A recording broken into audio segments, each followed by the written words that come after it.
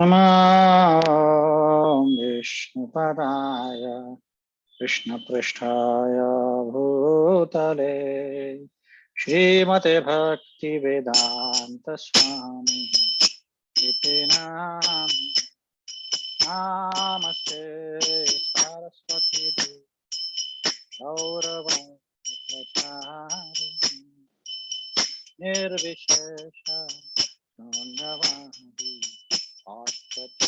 देशतारिणी श्री कृष्ण चैतन्य प्रभु नित्यानंद अद्वैत गदाधर श्रीवासादि और भक्तवृंद जय श्री राम कृष्ण कृष्ण हरे हरे हरे राम राम राम हरे हरे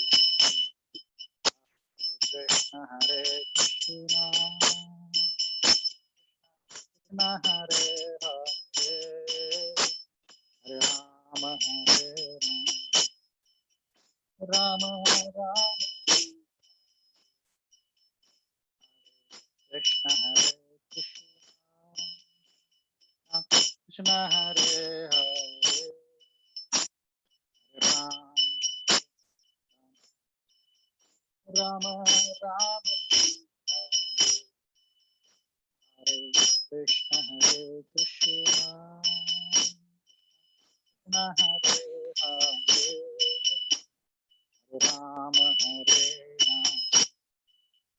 राम राम हरे हरे कृष्ण कृष्ण कृष्ण हरे हरे हरे राम राम राम हरे कृष्ण कृष्ण कृष्ण हरे हरे हरे राम राम हरे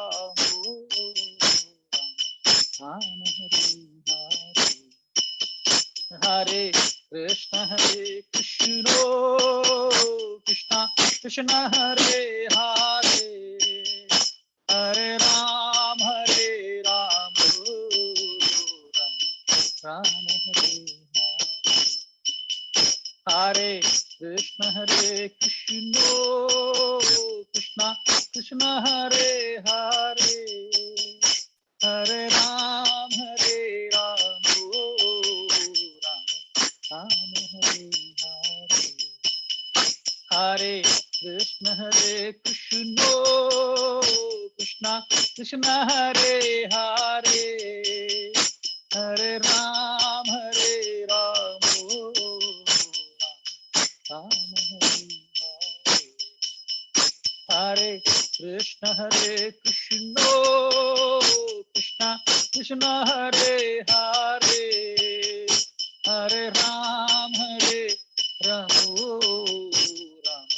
राम हरे हरे कृष्ण कृष्ण कृष्ण हरे हरे हरे राम राम हरे कृष्ण कृष्ण कृष्ण हरे हरे हरे राम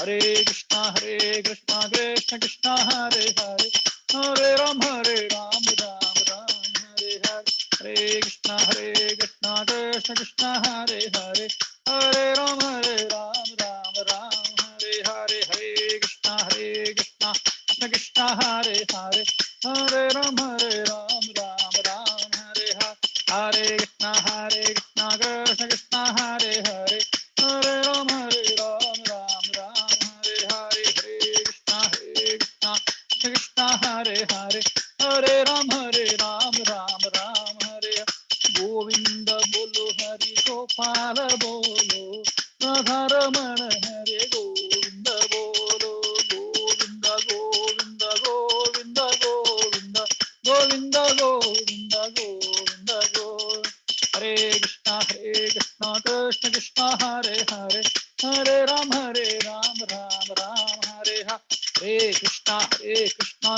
कृष्ण हरे हरे हरे राम राम राम हरे हरे कृष्णा कृष्ण कृष्ण हरे हरे हरे राम राम हरे हरे कृष्णा कृष्ण कृष्ण हरे हरे हरे राम राम हरे हरे हरे कृष्णा कृष्ण कृष्ण हरे हरे हरे राम राम हरे हरे गोविंद बोलो हरि गोपाल बोलो राधा रमण हरे गोविंद बोलो हरे कृष्णा कृष्ण कृष्ण हरे हरे हरे राम राम हरे हरे जय राधा वृंदावन चंद्र राधा वृंदावन चंद्र राधे जय राधा कुंज बिहारी राधा कुंज बिहारी राधे जय राधे जय राधे जय राधे जय श्री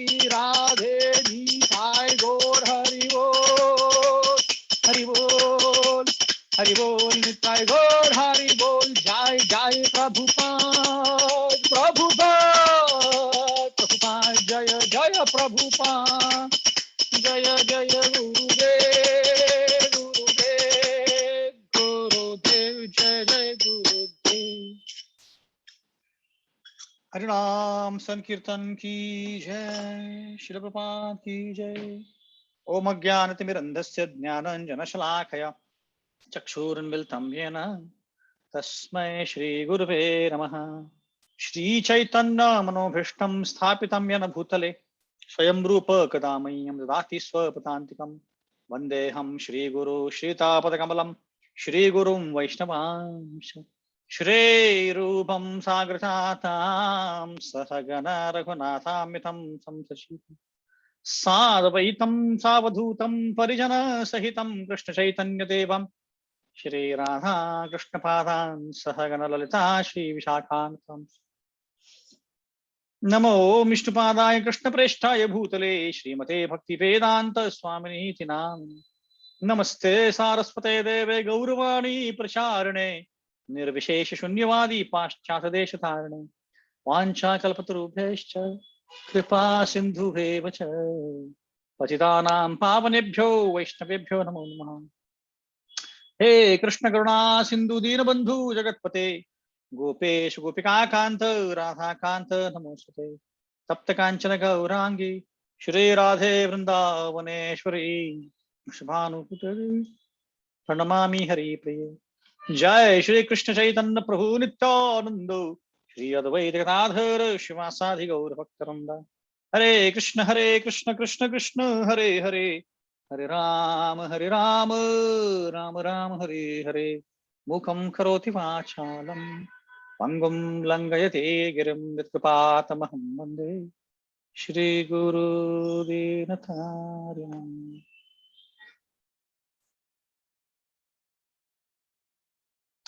हरे कृष्ण, आप सभी का स्वागत है इस भगवद गीता के रविवार के सत्र में। तो आज हमारा थोड़ा सा टाइमिंग चेंज हो गया, तो हम लोग चर्चा कर रहे हैं छठे भगवद गीता के छठे अध्याय से। तो अष्टांग योग के बारे में हमारा चर्चा चल रहा है, अष्टांग योग या ध्यान योग। तो हमने चर्चा किया था 13वें श्लोक तक पिछली बार। तो आज हम छठे श्लोक से रिसाइटेशन करेंगे और उसके बाद 14वें श्लोक से हम वापस अपना चर्चा को आरंभ करेंगे। तो मेरे साथ साथ बोलिए छठे अध्याय का छठा श्लोक। बंधुरात्मात्मनस्तस्य येन आत्मैव आत्मनजिता अनात्मनस्तु शत्रुत्वे वर्तेतात्मैव शत्रुवत्।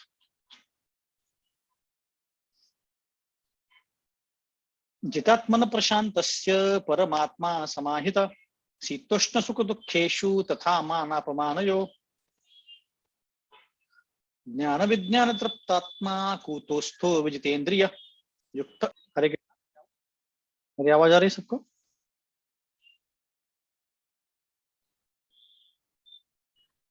हरे कृष्णा।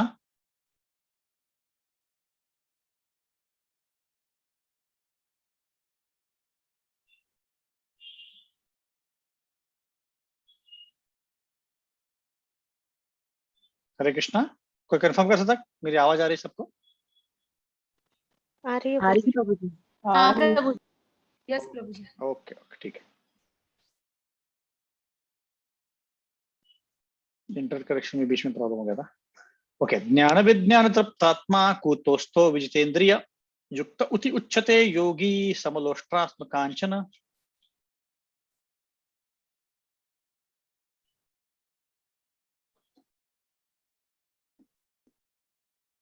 इंटरनेट कनेक्शन स्लो है।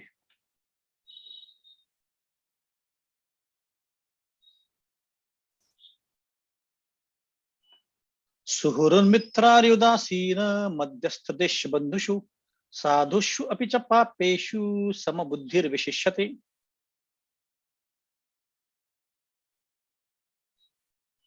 दसवां श्लोक।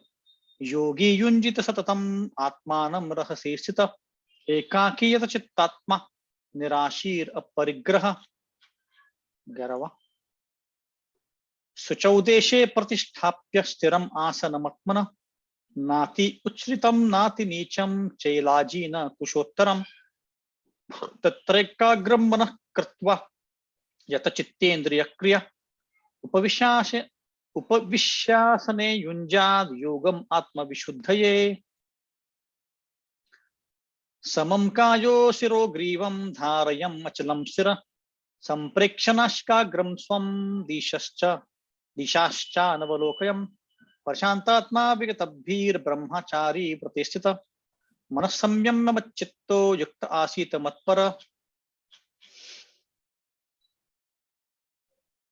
युञ्जन् एवं सदात्मानं योगी नियतमानस शांतिं निर्वाण परमां मत संस्थाम् अधिगच्छति।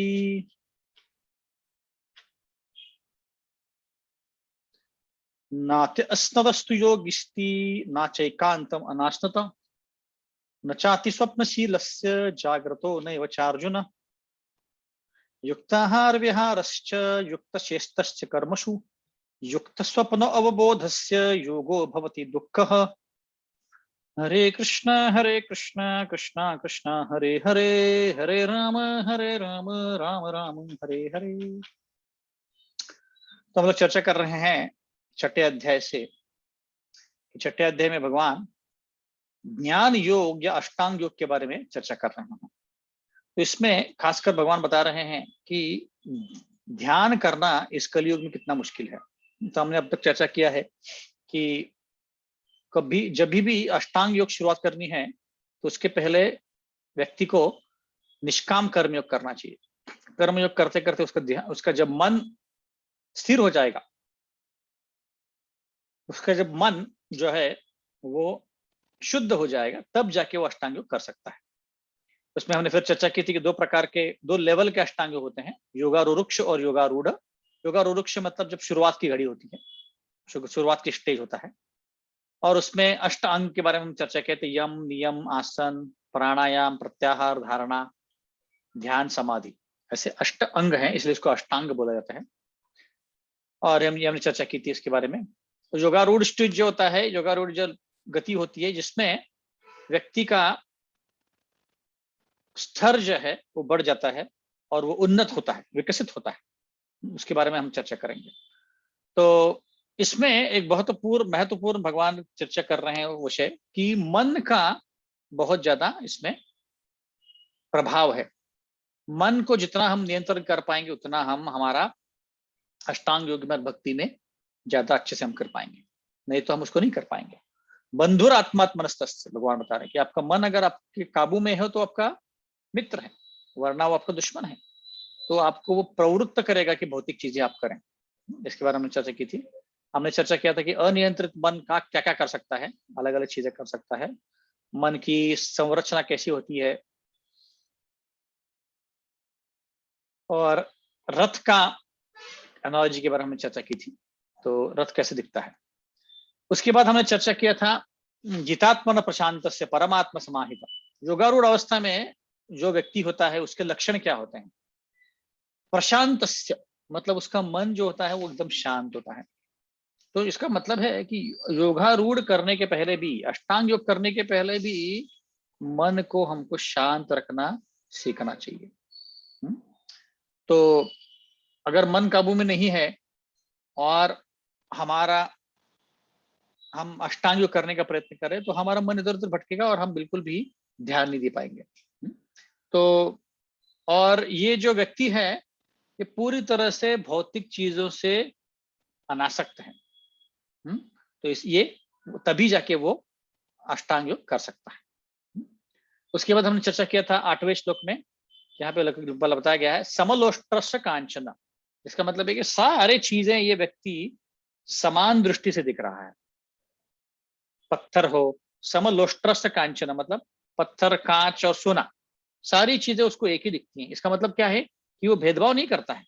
उसके लिए तुम सोना दे दो या पत्थर दे दो या कांच दे दो, उसके लिए सब सेम है।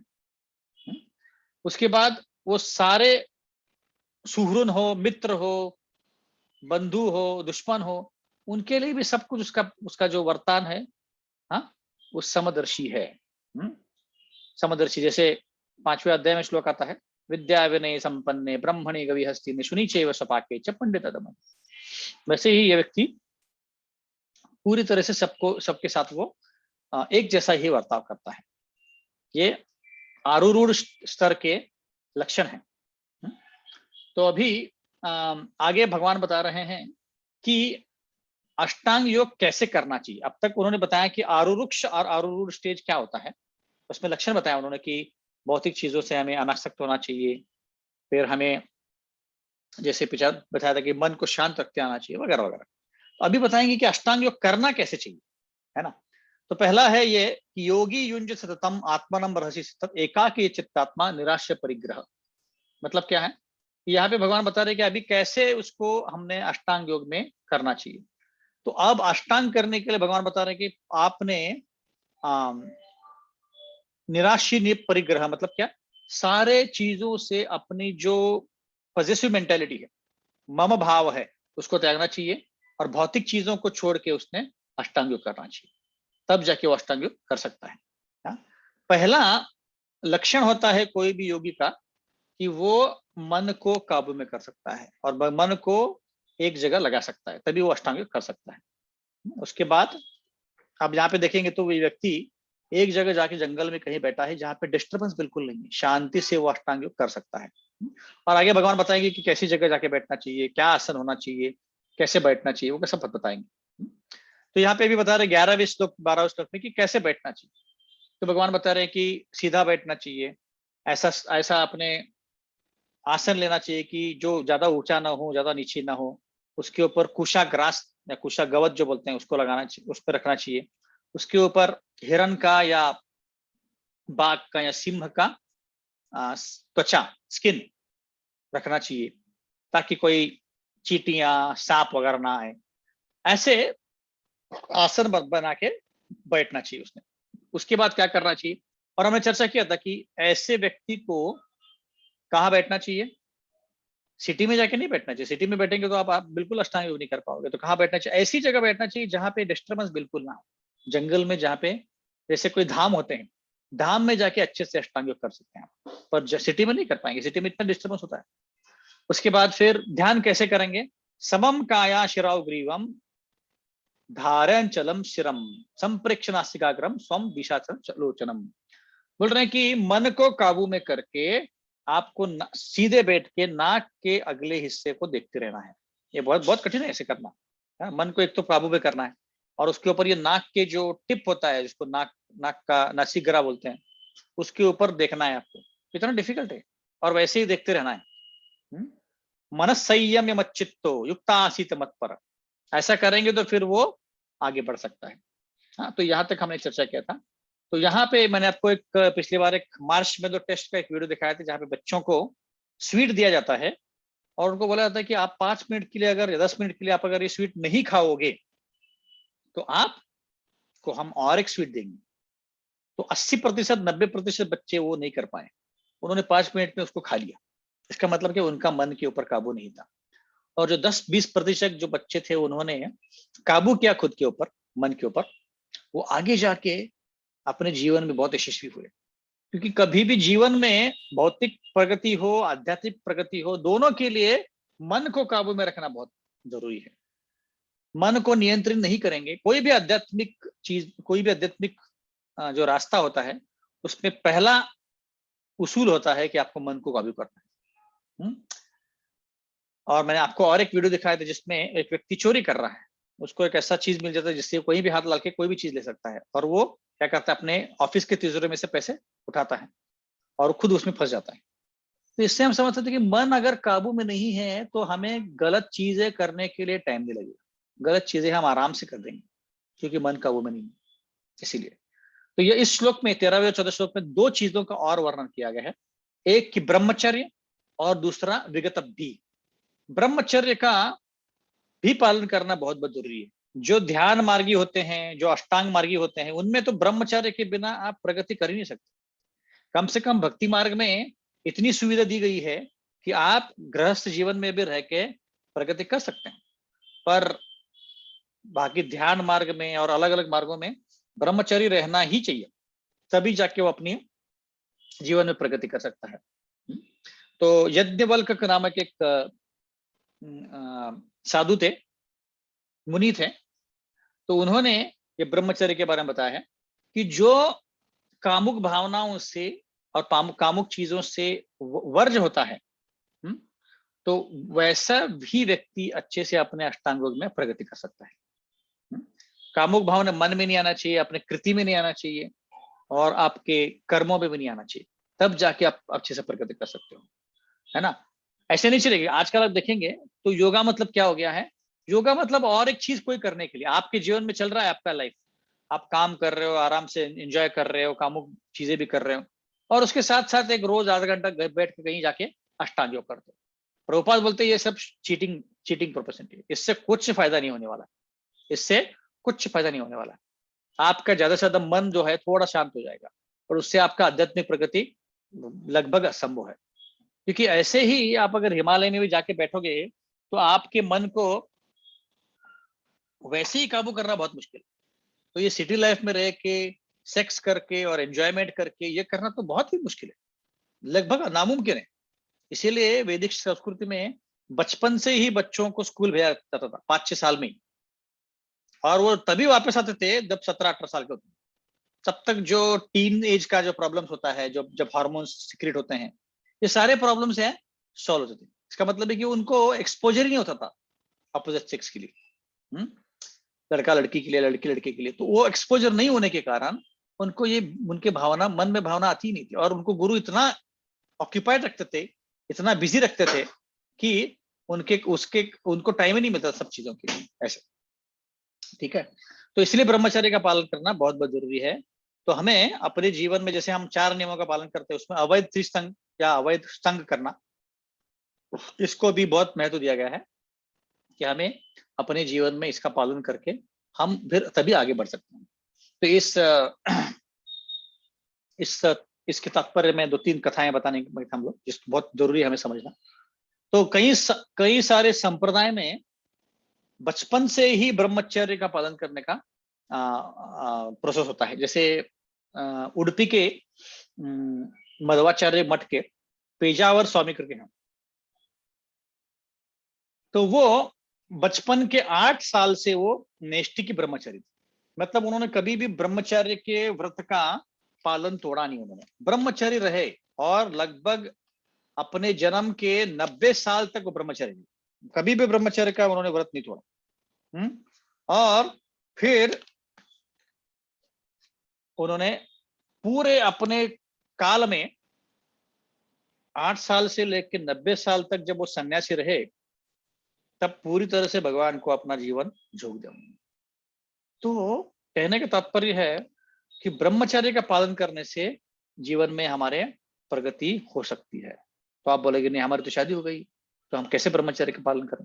तो प्रभुपाद बताते हैं कि हमने जो कामुक चीजें हैं, सेक्स डिजायर्स हैं, वो भगवान के अच्छे बच्चे पैदा करने के लिए यूज करना चाहिए। और अगर वो हमारा काम हो गया है, बच्चे पैदा हो गए हैं, तो इसको हमको त्याग करने का प्रयत्न करना चाहिए। बड़ा सेंसिटिव टॉपिक है, लोग बोलते रहे क्या कुछ भी बात बोलते रहते हो आप, इस्कॉन वाले जरा बहुत ज्यादा करते हैं। पर हमें ये देखना है कि हम इस दुनिया में फंसे क्यों हैं। हम इस दुनिया में फंसे हैं क्योंकि हमारी इच्छाओं के कारण। मैं एंजॉय करना चाहता हूँ, इसलिए इस दुनिया में फंसा हूँ। अगर वो एंजॉयमेंट की टेंडेंसी हमें निकालनी है तो धीरे धीरे जप करते करते एंजॉयमेंट के सारे साधन को हमको कम करना, क्योंकि भगवान की सेवा में जो एंजॉयमेंट मिलता है, जो खुशी मिलती है, वो बाकी चीजों में नहीं है ना। तो हमें आचार्य को सुनना चाहिए कि आचार्य क्या बोल रहे हैं। जो भी निष्ठा के ब्रह्मचारी होते हैं वो कभी भी इन चीजों में नहीं जाते हैं, फिर भी वो खुश रहते हैं, फिर भी भगवान के सेवा में वो मग्न रहते हैं। तो इससे हम सीख ले सकते हैं कि इन चीजों में हमें नहीं फंसना है। एक यमुनाचार्य करके बहुत बड़े आचार्य थे, वो रामानुजाचार्य के गुरु थे। तो जो बचपन में 10-12 साल की उम्र में बहुत होशियार थे, तो उनके राज्य में, मतलब एक एकदम गरीब घराने से थे वो, तो उनके राज्य में जो राजा था उसको आध्यात्मिक चीजों के ऊपर डिबेट करना बहुत पसंद था। तो एक दिन एक बहुत बड़ा पंडित आया उनके राज्य में, तो राजा ने बोला कि अरे मैं एक डिबेट लगाना चाहता हूँ, तो जो इस पंडित को हराएगा उसको मैं आधा राज्य दे दूंगा, और अगर ये पंडित जीत गया तो उसको पंडित को मैं आधा राज्य दे दूंगा। ऐसे उसने पुकार लिया। तो अब सब लोग डर गए थे, अरे पता नहीं इसको कैसे हम हरा सकते हैं, क्योंकि बहुत वो दिग्विजय पंडित था, इतना साधारण व्यक्ति नहीं था। तो फिर जब दिग्विजय पंडित था, सब लोग डर गए, अब कोई आने के लिए तैयार नहीं सामने, है ना। तो एक बालक आया 12 साल का, और उसने बोला कि मैं इसको चैलेंज देने के लिए तैयार हूँ। तो सब लोग हंसने लगे, बोला अरे छोटा सा बालक है तू, बड़े बड़े दिग्गज पंडित भी इससे हार गए हैं और तुम क्या उसको चैलेंज करोगे। तो उसने बोला कि मैं करने के लिए तैयार हूँ। तो उसने चैलेंज किया, और वो पंडित को उसने 3 प्रश्न पूछे। अब वो 3 प्रश्न नहीं बताऊंगा मैं, कि फिर हम बहुत लंबे से उसमें जाएंगे और मुझे याद भी नहीं आ रहे। तो ऐसे 3 प्रश्न पूछे जो वो दिग्विजय पंडित नहीं उत्तर दे पाया, और वो हक्का बक्का रह गया। उसको पहली बार जीवन में किसी ने ऐसे हराया था, और वहां से निकल गया। तो राजा ने उसको, इस छोटे बालक को जिसका नाम यमुनाचार्य था, बाद में बने यमुनाचार्य, उनको अपना आधा राज्य दे दिया। अब जब राज्य मिल गया तो ये बच्चा तो राज्य करने लग गया और उसको एंजॉय करने लग गया। अलग अलग बीवियां, अलग अलग सोने, ये वो ऐशो आराम में रह रहा था वो। तो 10-20 साल वो एंजॉय करता रहा। तो इसके जो दादा थे, वो दादा बहुत आध्यात्मिक चीजों में आगे थे। तो उन्होंने सोचा कि ये जो अगर ऐसे ही ऐशो आराम में रहेगा तो ये कभी भी अपने आध्यात्मिक प्रगति नहीं कर पाएगा। तो इससे अच्छे मैं क्या करता हूँ, उसको प्रगति पे लाने के लिए कुछ करता हूँ। तो अपने एक शिष्य को भेजते हैं वो, और बोलते हैं कि तुम उसको कुछ भी करके रास्ते में लेके आओ। तो इस शिष्य ने क्या किया, डायरेक्टली जाके राजा को नहीं बताया, क्योंकि वो जानता था कि राजा को मैं बताऊंगा तो वो नहीं सुनेगा। तो उन्होंने क्या किया, उस डायरेक्टली किचन में चले गए, और किचन में उस जो कुक था, उस कुक को एक ऐसी सब्जी दे दी जो आसपास कहीं नहीं मिलती थी।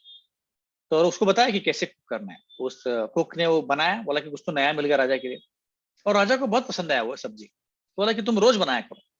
तो ये व्यक्ति जो शिष्य था यमुनाचार्य के दादा का, वो रोज आता था और रोज आके वही सब्जी देके जाता था, और ये कुक बनाता था उसको। तो राजा को बहुत पसंद था ये सब्जी।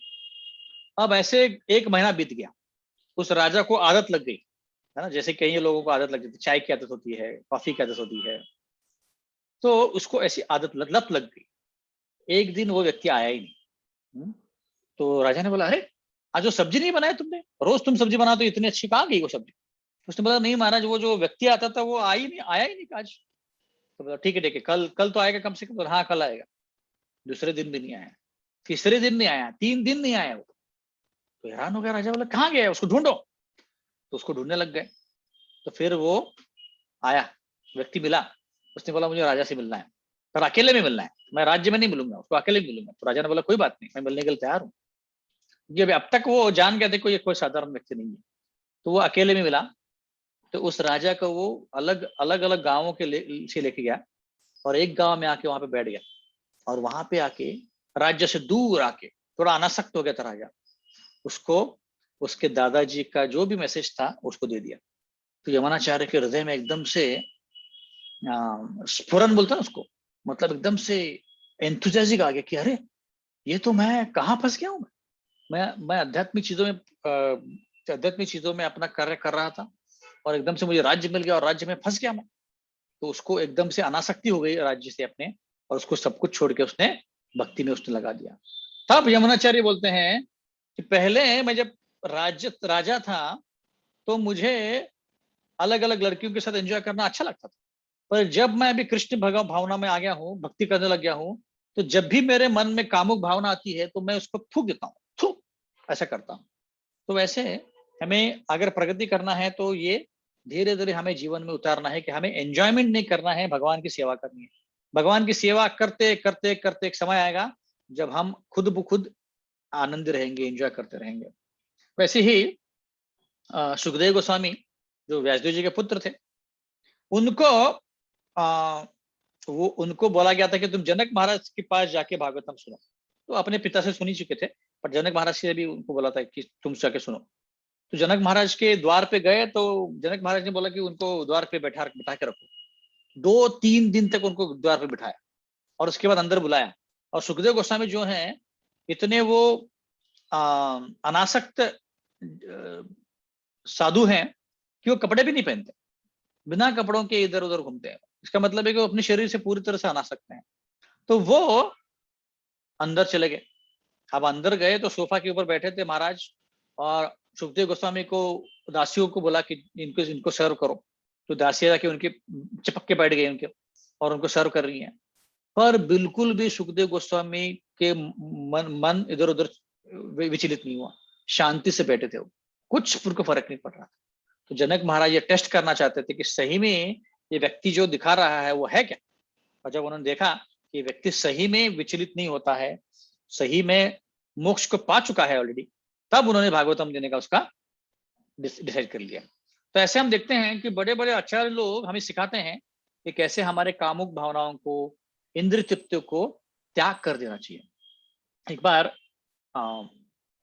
जुहू मंदिर में इस प्रभुपाद के शिष्य थे गिरिराज महाराज। तो तब नया नया मंदिर था, अभी बांधा भी नहीं था, सिर्फ झोपड़ी थी। और उसकी बहुत बड़ी कथा है, उसके ऊपर एक कथा भी लिखा हुआ है गिरिराज महाराज ने, कि कितना फाइट करना लग पड़ा उस मंदिर के लिए। तो उसका जो लैंड ओनर था वो उनको चीट करना चाहता था, प्रभुपाद को और इनके शिष्यों को, क्योंकि उनके पास ज्यादा उनको लगता था कि ये गोरे व्यक्ति हैं, इनके पास बहुत पैसे रहेंगे, वैसे वो चीट करना चाहता था।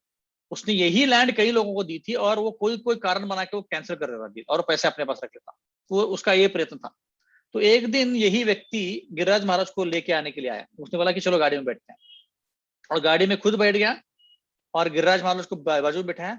और उसकी उनकी बाजू में, तब वो महाराज नहीं थे, ब्रह्मचारी थे, तो ब्रह्मचारी के बाजू में एक वेश्या को बिठाया। अब इस वेश्या ने क्या किया, इनके अलग अलग शरीर के अंगों पे हाथ लगाना चालू कर दिया। तो इनको एकदम मन जो है तो विचलित होने लग गया। तो तब उनको लग रहा था कि मैं अभी पूरी तरह से इसको मैं अपना मन दे देता हूँ। और तभी उनके दिमाग में आया कि अरे, मैंने अपना जीवन पूरी तरह से शिला प्रभुपाद के लिए निर्छावर कर दिया है, तो ऐसी छोटी छोटी चीजों के लिए मैंने अपने मन को खोना नहीं चाहिए।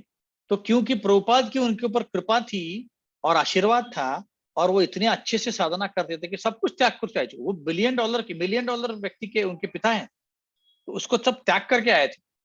तो उन्होंने सोचा कि मैं क्यों त्याग करके आए, क्योंकि शिला प्रभुपाद की मैं सेवा कर चुका हूं। अगर मैं कुछ गलत व्यवहार करूंगा यहाँ पे तो प्रभुपाद का जो रेपुटेशन है वो खराब हो जाएगा। तो मैं शांत रहता हूँ। तो उस टेस्ट को पार कर गए। कहने का तात्पर्य है कि ऐसे हमारे जीवन में कई सारे टेस्ट आएंगे ब्रह्मचर्य के लिए। ब्रह्मचर्य का मतलब ये नहीं है कि कोई शादी ना करे और शादी से पहले, सिर्फ वो नहीं है। इसका मतलब है कि हम अपने कामुक भावनाओं को, इंद्रिय तृप्त को कंट्रोल करें, और उसको कंट्रोल करके भगवान, अब जो भी एनर्जी हमारी भगवान के सेवा में लगाएं। तो इसीलिए अगर वो ये करना है तो हायर टेस्ट मिलनी चाहिए। हायर टेस्ट मतलब ऊंचा स्वाद मिलना चाहिए। जब ऊंचा स्वाद मिलेगा तो हम नीचे वाला स्वाद छोड़ देंगे, है ना। अगर ऊंचा स्वाद नहीं है, जैसे कोई बच्चे हैं छोटे छोटे, बच्चों को छोटे छोटे गाड़ी के साथ खेलना अच्छा लगता है, बट वही बच्चा जब 14-15 साल का होता है तो उसको बाइक चाहिए ड्र ड्र करने के लिए। जब तक उसके पास बाइक, अभी जब बाइक आ गई तो उसको छोटे छोटे मोटे गाड़ी से कोई उसका लेना देना नहीं है। तो ऐसे ही जब हायर टेस्ट आता है तो छोटी चीजों के अब एक व्यक्ति छोड़ देता है, त्याग कर देता है। ऋषिया विनिवर्तन्ते निराहार सदेहिनाम रसोमृत्यप्यस्य परम दृष्ट्वा निवर्तते। जब हायर टेस्ट आता है तो लोअर टेस्ट व्यक्ति छोड़ देता है। तो ये हो गया ब्रह्मचर्य के बारे में। अब दूसरा और एक चीज बता रहे हैं भगवान कि ये व्यक्ति को विगत बी होना चाहिए। तो आप श्लोक में पढ़ेंगे तो विगत बी शब्द का उच्चारण हुआ है। इसका मतलब है उसने अब जंगल में जाके अष्टांग योग कर रहा है, वो एक जगह बैठ के भगवान के ऊपर ध्यान करने वाला है, परमात्मा के ऊपर ध्यान कर रहा है। अब उसके मन में डर रहेगा, पता नहीं यहाँ पे शेर रहेंगे, भालू रहेंगे, सांप रहेंगे, तो मुझे काट लेंगे, मुझे खा लेंगे, मुझे मार डालेंगे। अगर उसके मन में डर रहेगा तो कैसे वो अष्टांग योग कर पाएंगे? अष्टांग योग बिल्कुल नहीं कर पाएंगे, 5 मिनट के लिए भी नहीं बैठ पाएगा उधर, जंगल में जाएगा ही नहीं वो। कहने का तात्पर्य है कि वो भय से मुक्त होना चाहिए, विगत बी बोलते हैं। और वो कब हो सकता है? भय से मुक्त तभी हो सकता है व्यक्ति जब वो कृष्ण भावामृत वो अपना जो चित्त है पूरी तरह से लगाए। अगर कृष्ण भावना में उसका चित्र नहीं लगा है तो वो भय से कभी भी दूर नहीं जा सकता है। भय के ऊपर नहीं कर सकता है। भय उसके हमेशा मन में रहेगा, क्योंकि हमारे मन में कई चीजों के लिए भय होता है। मेरा जॉब चले जाएगा, मेरे पैसे कोई चुरा लेगा, मेरे मेरे घर वालों को कुछ करेगा, मेरे घर पे कोई डाका डालेगा, ऐसे कई इस प्रकार के भय होते हैं।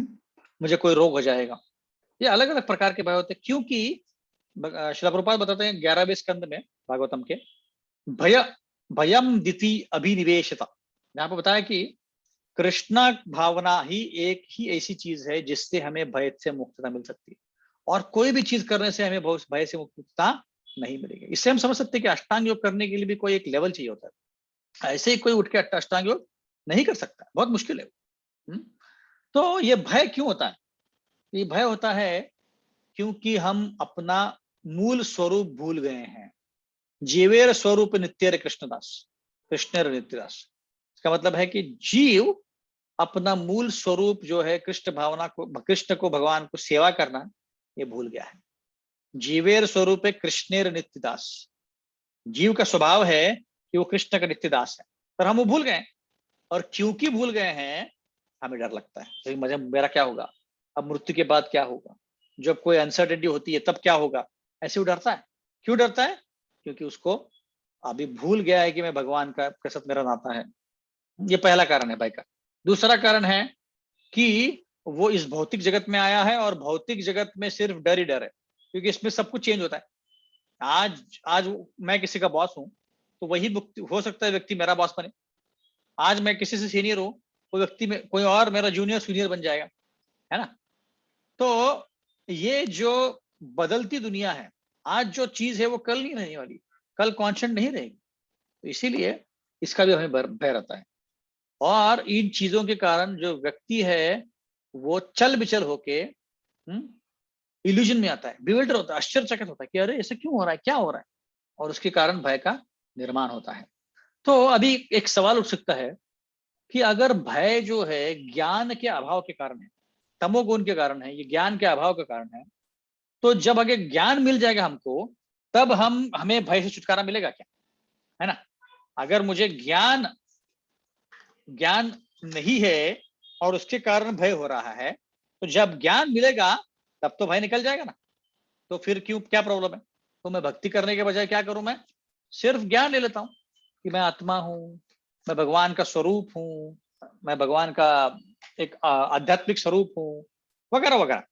तो जब ये व्यक्ति को ज्ञान मिलेगा तो उसको भय से छुटकारा मिलना चाहिए, बट ऐसे होता नहीं है। क्यों नहीं होता है? तो श्रीधर स्वामी खुद बताते हैं। 7वें अध्याय में 14वां श्लोक है, दैवी एष गुण ममी मम माया दुरत्यया माम एव प्रपद्यन्ते माया मृताम तरन्ति। तो श्रीधर स्वामी बताते हैं, श्रीधर स्वामी बहुत बड़े आचार्य थे 400-500 साल पहले। तो बताते हैं कि हमें भले ही ज्ञान हो, अभी अभी हम लोग ये लेक्चर या भागवतम भगवद गीता 2 साल से पढ़ रहे हैं, हमें सब पता है कि हम आत्मा है, शरीर नहीं है, इस भौतिक दुनिया में हमें ज्यादा दिन नहीं रहना है, सब पता है। फिर भी हम वही चीज बार बार करते हैं जो हमें दे देनी चाहिए। क्यों? क्योंकि माया का प्रभाव इतना ज्यादा है यहाँ पे कि वो दैवी हेश गुणमयी मम माया दुरत्यया, मम माया दुरत्यया, इस माया को पार करना बहुत कठिन है, बिल्कुल भी आसान नहीं, बहुत बहुत कठिन टास्क है, क्योंकि इतनी शक्तिशाली है वो। तो कैसे पार करेंगे? भगवान को शरण जाएंगे तब पार कर, ऐसे ही पार नहीं कर पाएंगे। तो इसीलिए भगवान बता रहे हैं यहाँ पे कि आपको भय से छुटकारा चाहिए तो आपको भगवान के शरण आना चाहिए। भजहुरे मना श्री नंद नंदना अभय चरणार बिंदरे। जब हम भगवान के चरण पकड़ेंगे तब जाके हमारा जो भय है निकल जाएगा। भक्तिस्थान सरस्वती ठाकुर जो शिला प्रभुपाद के गुरु थे, वो बोलते थे कि जब जीव भोग की इच्छा करता है तो इस भौतिक जगत में आता है, और भौतिक जगत में आने के बाद क्या होता है कि उसके हृदय में आत्मा के ऊपर इग्नोरेंस, अज्ञान का एक लेयर बन जाता है, और उस अज्ञान के लेयर के कारण जो उसका मूल चित्त शक्ति है, ऐसे जो कोई भी आत्मा होता है उसका चित्त, सत चित्त आनंद, सत मतलब इटरनल, निरंतर काल के लिए, चित्त मतलब ज्ञान, और आनंद मतलब ब्लिस, शांति, आनंद। तो चित्त शक्ति जो है उसको माया ढक लेती है, क्योंकि मुझे अभी ज्ञान नहीं है कि मैं आत्मा हूं, मैं आध्यात्मिक जगत में रहता था, मैं कृष्ण के साथ विरह करता,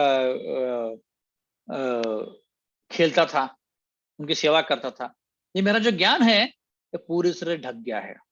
तो इसके कारण जीव जो है क्या करता है, भगवान के खिलाफ जाता है। वही शक्ति पर जब हम भगवान के शरण लेते हैं तो वही शक्ति हमको भगवान को याद दिलाने के लिए काम करती है, क्योंकि भगवान की कई सारी शक्तियां हैं, पर उसमें से एक शक्ति है बहिरंग शक्ति, दूसरी है अंतरंग शक्ति, एक्सटर्नल इंटरनल शक्ति।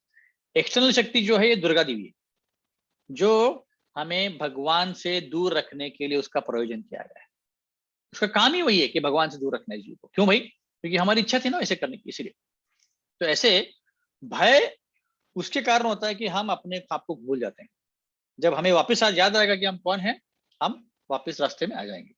ठीक है, तो अभी आगे बढ़ते हैं 15वें श्लोक में। तो अब बताया भगवान ने कि आपको कैसे प्रैक्टिस करना है, एक जगह बैठना है वगैरह वगैरह, हमने इसका चर्चा किया था। अब ऐसा करने से क्या होगा कि हमें क्या मिलेगा, तो इस 15वें श्लोक में भगवान बता रहे हैं क्या मिलने वाला है, कि हमें अगर ऐसे ही अष्टांग योग करते रहे, परमात्मा के ऊपर हम फोकस करते रहे, तो हम जल्द ही वैकुंठ पहुंच जाएंगे, है ना। पूरी तरह से सरेंडर होगी, पूरी तरह शरणागत होगी। ऐसा नहीं कि एक जगह थोड़े दिन के लिए बैठ गया और हो गया, नहीं, उसमें भी टाइम लगता है, जो भी टाइम लगता है। तो यहाँ पे क्लियरली भगवान बता रहे हैं, अब अष्टांग योग का चैप्टर है, ज्ञान योग का चैप्टर है, और उसमें भगवान बता रहे हैं कि आपको वैकुंठ गमन करना है, भौतिक दुनिया से आध्यात्मिक जगत जाना है। यहां से हम क्लियरली समझ सकते हैं कि आजकल के जो ये पावर योगा, योगा, वो योगा, बियर योगा, बीच योगा, पता नहीं कौन से प्रकार की योगा है, उसका और इसका कोई संबंध नहीं है। जो आजकल लोग योगा कर रहे हैं सिर्फ शरीर के लिए कर रहे हैं, उसमें कुछ फायदा होगा शरीर का, होगा आत्मा का कुछ नहीं होगा। पर मूल स्वरूप में जो पतंजलि निकाला था योगा, अष्टांग योगा, वो हमारे आत्मा के लिए है कि हम धीरे धीरे प्रगति कर पाए और आगे बढ़ पाए। तो इसीलिए प्रभुपाद बोलते हैं कि जिम्नास्टिक जो करते हैं उसका कुछ फायदा नहीं होगा। तो इसलिए यहाँ पे भगवान बता रहे परम धाम मतलब जहाँ जो गोलोक है, वैकुंठ है, उसका वर्णन किया गया है, जो सब जगह है। वहां पे जैसे 15वें श्लोक, 15वें अध्याय में 6ठे श्लोक में भगवद गीता में बताते हैं भगवान कि न भासते सूर्य न शशांक न पावक, कि वैसे आध्यात्मिक जगत में सूर्य की, चंद्र की और इलेक्ट्रिसिटी की जरूरत नहीं है। तो आगे बढ़ते हैं 16 व 17 श्लोक। तो 16 व 17 श्लोक में भगवान बता रहे हैं कि भाई जब तुम अष्टांग योग कर रहे हो तो अष्टांग योग करते करते तुमने क्या क्या करना चाहिए। हाँ, कोई कोई चीजों का अपने ध्यान रखना चाहिए। वो क्या है?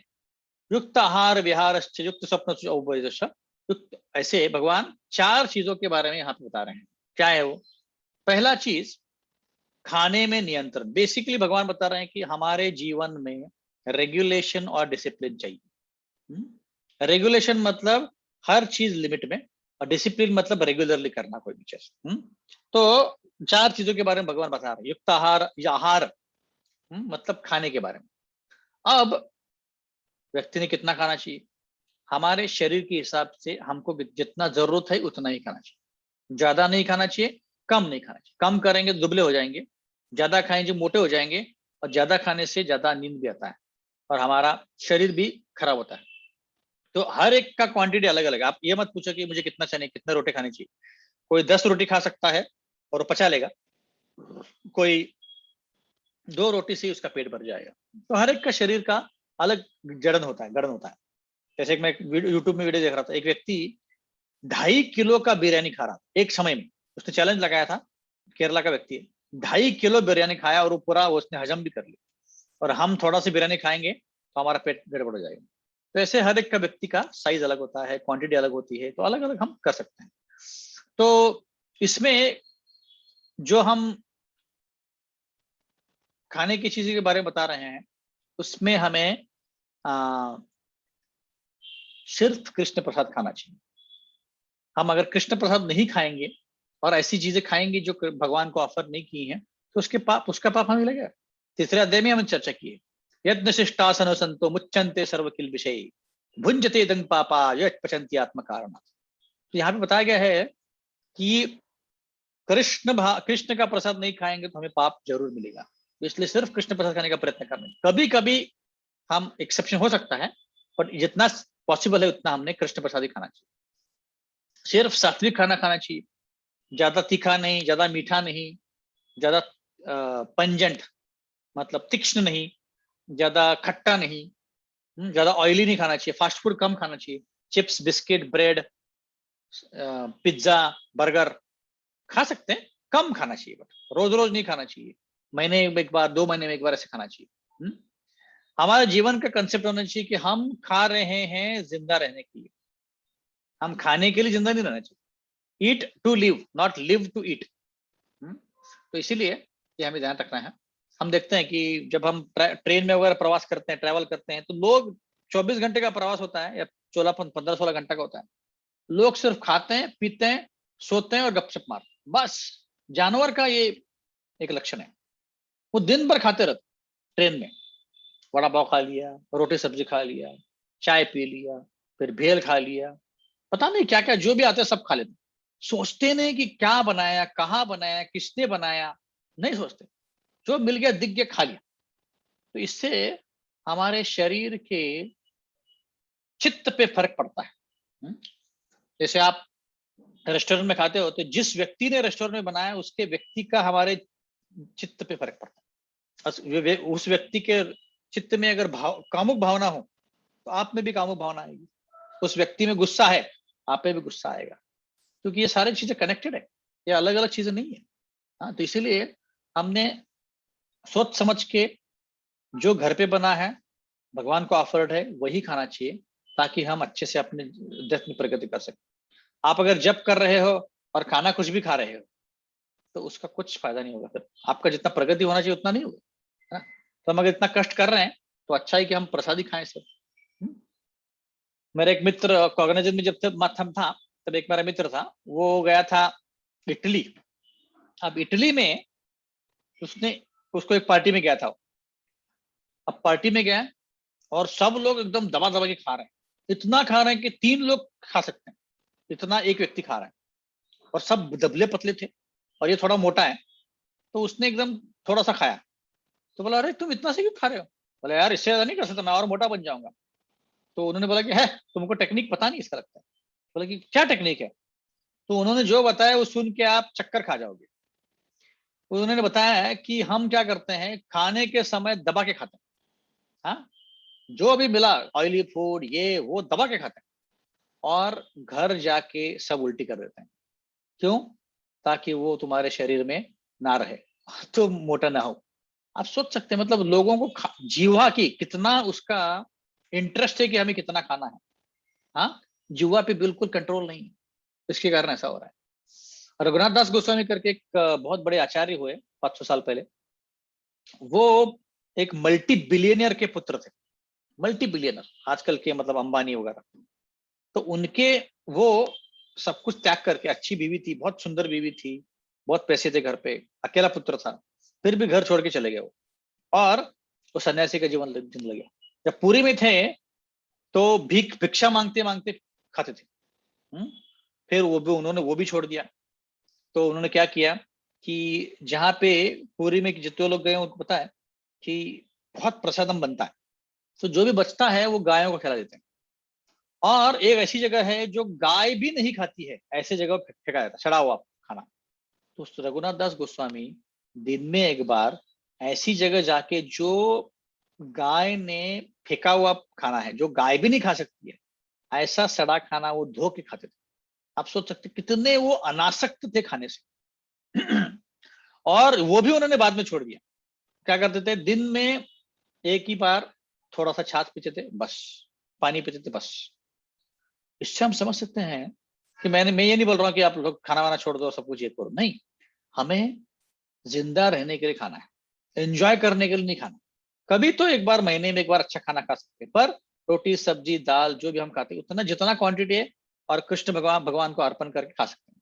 कभी कभी हम पिज्जा खा सकते हैं, बर्गर खा सकते हैं, नूडल्स खा सकते हैं, मैं नहीं मना नहीं कर रहा हूँ, पर हम हमें हमेशा उसी के लिए जिंदा नहीं रहना है कि कब मैं हलवा खाऊंगा, कब रबड़ी खाऊंगा, कब ये खाऊंगा वो खाऊंगा, पिज्जा खाऊंगा और बाहर जाके खाऊंगा। नहीं, हमें हमारा मेन उद्देश्य है कृष्ण भगवान की प्राप्ति करना।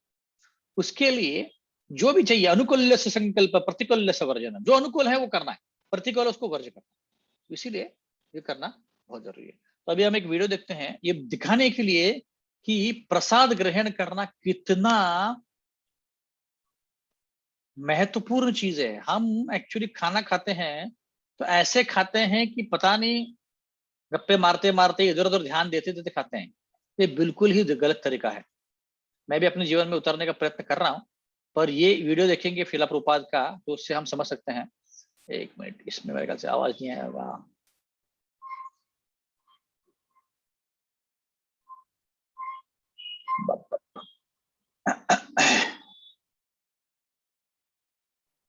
एक बहुत ही विशेष अवतार हुआ, वो है ग्रंथ। And there are all the devotees. Prai himself too. This is the Prabhupada house. Beautiful yellow and white. We painted the whole house.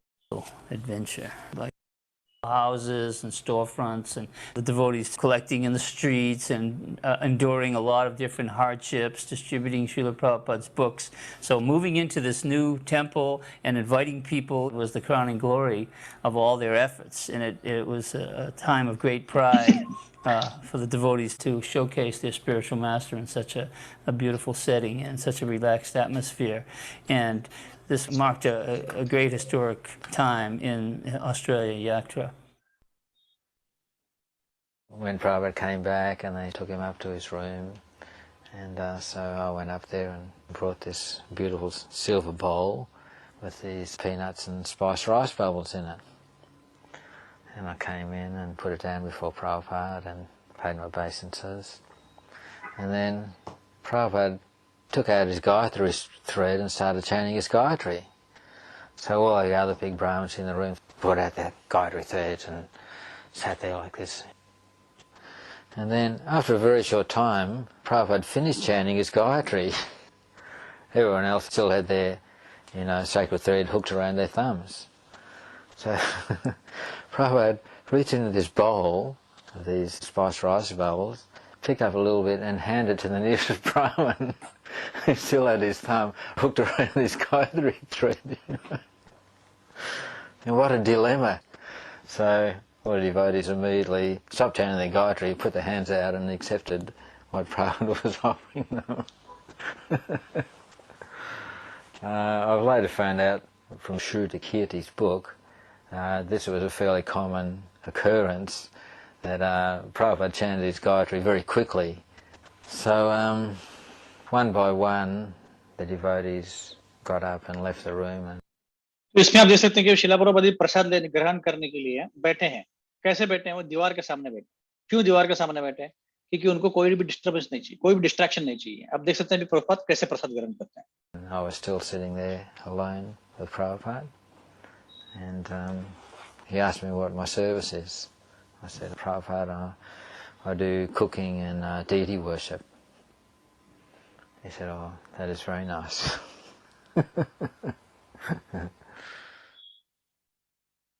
This is one of the things I think the devotees really appreciate, and I talk about it a lot, is, it's seeing how, or hearing how Prabhupada lived, that, we all need to see and know how Prabhupada practiced Krishna consciousness.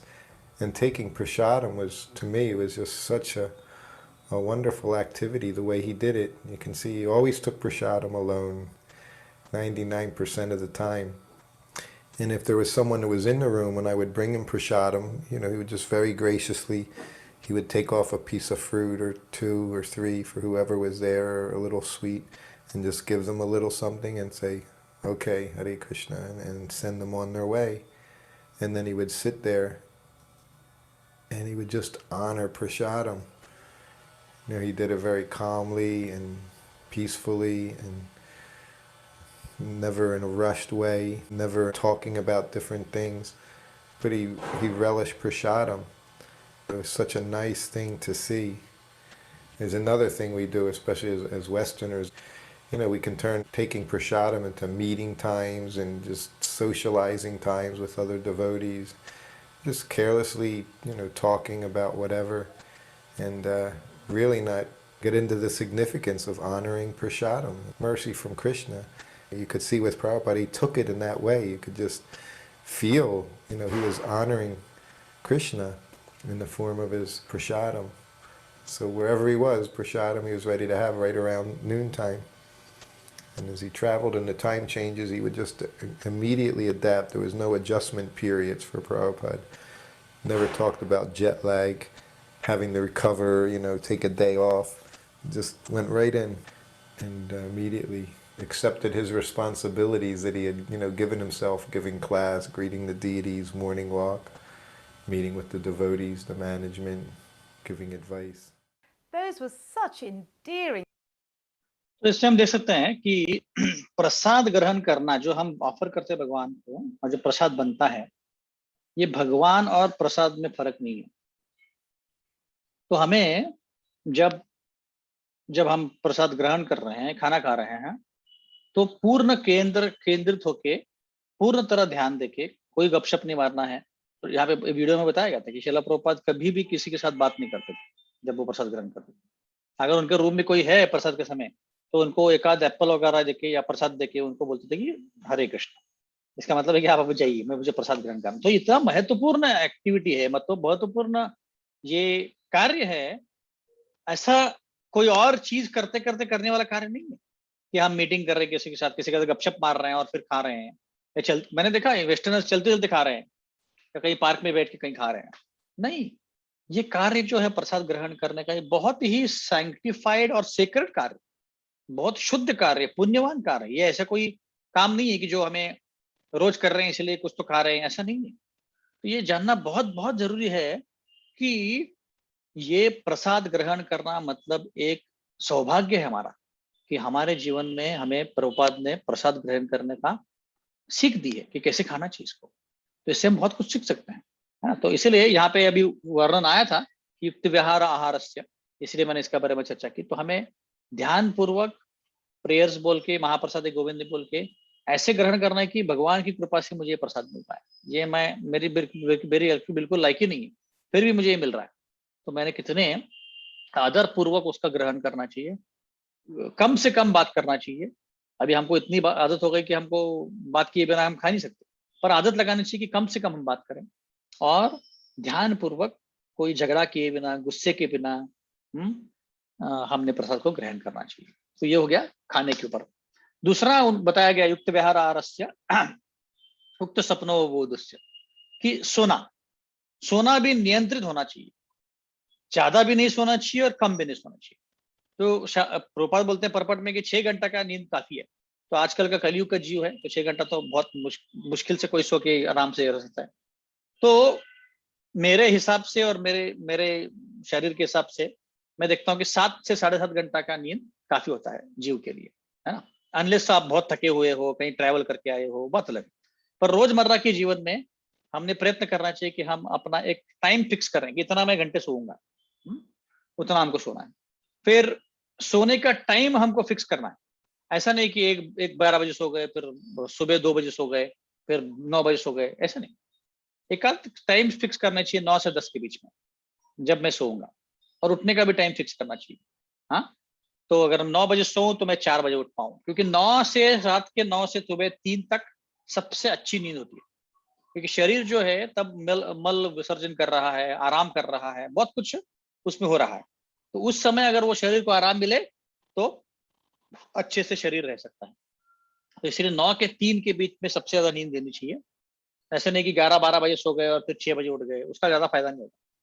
इसलिए आप देखते हैं कि जो लोग night duty करते हैं उनके शरीर में बहुत बीमारियां आती हैं, क्योंकि वो जो निसर्ग है, नेचर है, उसकी वॉच के हिसाब से, उसके क्लॉक के हिसाब से नहीं है वो।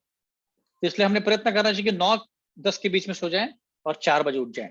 आपके हर एक के शरीर के सबसे अलग अलग होता है, पर हमने प्रयत्न करना चाहिए कि 7 घंटे का नींद हो जाए। और फिर हमारे शरीर को एक रिदम देना चाहिए। रिदम मतलब क्या, कि वही चीज रोज करना चाहिए कि 9 बजे ही बराबर सो जाए, ताकि उस शरीर को एक रिदम मिल जाए कि 9 बजे उठ के 4 बजे, 9 बजे सो के 4 बजे उठ रहा है, या 9:30 बजे सो के 4:30 बजे उठ रहा है, जो भी है ना, वो रिदम देना चाहिए। और अगर आपको लग रहा है कि नहीं, रात को बहुत कम नींद होगी, दोपहर में मुझे सोना चाहिए आधा घंटा, तो कोई बात नहीं, आधा घंटा तक हम सो सकते हैं, ताकि उसको बॉडी को थोड़ा आराम मिल सके। तो ये सोने के ऊपर होगा। ज्यादा सोना नहीं चाहिए, कम भी सोना नहीं चाहिए।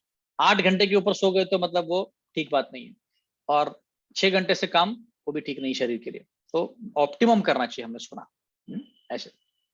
और खासकर रात को टीवी लैपटॉप के सामने नहीं बैठना चाहिए, क्योंकि अगर आप टीवी को देखेंगे तो आंखों में एक्चुअली जो रेज जाके, लैपटॉप के रेज या टीवी के रेज या मोबाइल के रेज जाके हमारे ब्रेन को वो बताता है कि अभी समय सोने का नहीं हुआ है। रात को अगर हम ऐसे बैठेंगे 9:30-10 बजे तक, तो वो ब्रेन को एक्टिवेट करता है, बोलता है कि अभी सोने का समय नहीं हुआ, क्योंकि लाइट दिखता है ना उसको।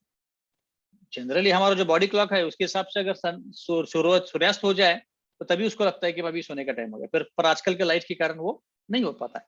तो इसलिए हमने अवॉइड करना चाहिए रात्रि, मतलब रात्रि के पहले, सोने के पहले कोई वीडियो देखे या कोई इंटरनेट देखे या कोई सीरियल देखे ऐसे। तीसरा, युक्त विहार आहार, विहार बोला है। विहार मतलब थोड़ा बहुत हमें एंजॉयमेंट बोल सकते हैं हम लोग, वो थोड़ा बहुत करना चाहिए। जैसे एक्सरसाइज कर लिया, थोड़ा रिलैक्स हो गए, रूटीन थोड़ा चेंज कर लिया। जैसे अब भगवद गीता पढ़ रहा था 1 घंटा, तो अभी भगवद गीता बहुत हो गया, तो कोई और बुक पढ़ सकते हैं। प्रभुपाद की कितने सारे किताब हैं, प्रभुपाद लीलामृत हो सकता है, या कोई कृष्ण बुक का स्टोरी बुक हो सकता है, वो पढ़ सकते हैं थोड़ा सा रिलैक्स करने के लिए। एक्सरसाइज थोड़ा किया, और ऐसा लग रहा है कि नहीं मुझे बहुत आदत है टीवी देखने की, तो कभी तो एक बार टीवी देख लिया, वो ठीक है। पर बार बार देखना मतलब हमको आदत डालना है, तो ये रिक्रिएशन हो गया है। और चौथा, काम।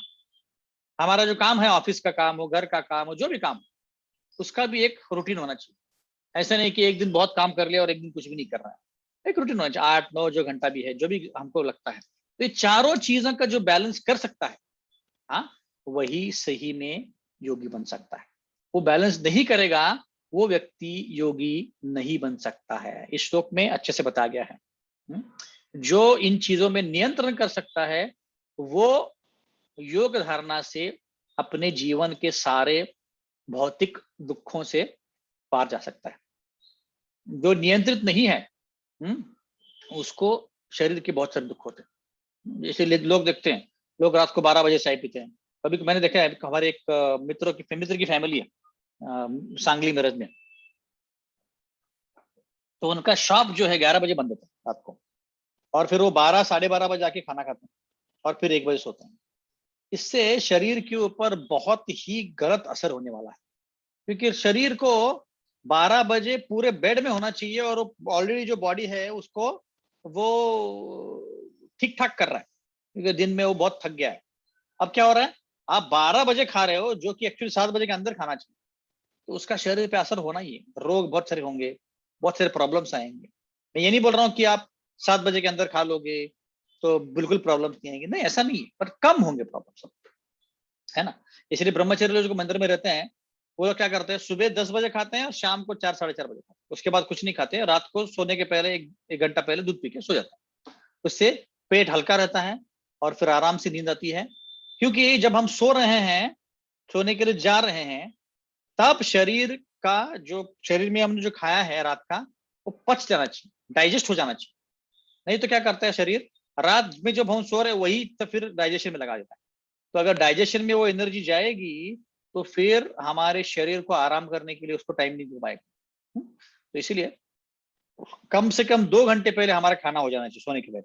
अगर आप 9 बजे सोते हैं, 7 के पहले होना चाहिए। 10 बजे सोते हैं, 8 के पहले होना चाहिए। एक्चुअली देखा है तो 7 बजे के पहले खाना हो जाना चाहिए, मेजर खाना। तो उसके बाद अगर आप छोटा छोटा मोटा कुछ खाते हो, दूध पीते हो, दूध जो है रात को पीना चाहिए। बच्चों को चलेगा, बट बड़ों के लिए दूध रात को ही पीना चाहिए। वो भी गाय का पीना चाहिए, भैंस का नहीं पीना चाहिए। भैंस का पिएंगे तो आपका भी दिमाग भैंस से जैसा हो जाएगा। भैंस का दिमाग मतलब क्या, नहा के बाहर आती है भैंस और फिर शू शू करके या शी करके अपना शरीर जो पी रहा वापस गंदा कर देती है, तो उसको कोई अकल नहीं होती। सबसे अच्छा प्राणी जो है वो गाय है, अकलमंद प्राणी। प्राणियों में सबसे अकलमंद प्राणी गाय है।